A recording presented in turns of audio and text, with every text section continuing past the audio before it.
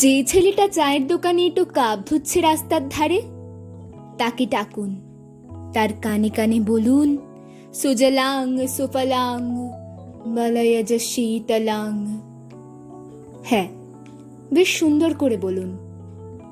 যে মেয়েটা চাকরির নাম করে বনগা কিংবা চাকদা থেকে রোজ সকালে ট্রেনে সেজে গুজে শহরে আসছে শরীর বেচে চাল ডাল নুন কিনতে, তাকে ডাকুন। তার কানে কানে সুরেলা কণ্ঠে বলুন, সার্থক জনম আমার, জন্মেছি এই দেশে। সার্থক জনম মাগো, তোমায় ভালোবেসে। যে ছেলেটি লটারির টিকিট নিয়ে দরজায় দরজায় ঘুরছে আর বলছে, বিশ্বাস করুন আমি ভদ্রলোক, আজ 10 বছর হলো আমার কারখানা বন্ধ, লক আউট, তাকে ডাকুন।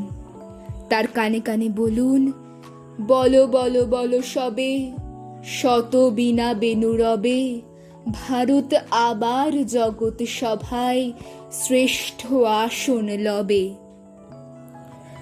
রাতের আকাশ কাঁপিয়ে অঝোর ধারায় বৃষ্টি নামলে, যে মা আজও লণ্ঠন হাতে টালির ঘরের দরজার সামনে ঠায় দাঁড়িয়ে থাকেন তার খোকন ফিরে আসবে বলে, যে খোকনকে এমনই এক বর্ষার উন্মত্ত রাতে কালো গাড়ির পুলিশ ডেকে নিয়ে গিয়েছিল, আর বরানগরের রাস্তায় ভোরের ঘুম ভাঙা কুকুর প্রথম দেখেছিল যার গুড়িবিদ্ধ রক্তাক্ত লাশ, তাকে ডাকুন।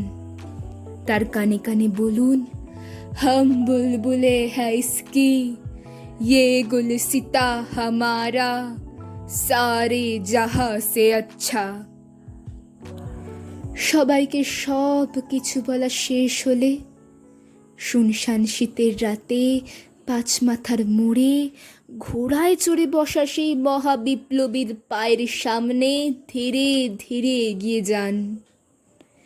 ফাঁকা রাস্তায় রাতের বাতাসে কান পাতুন।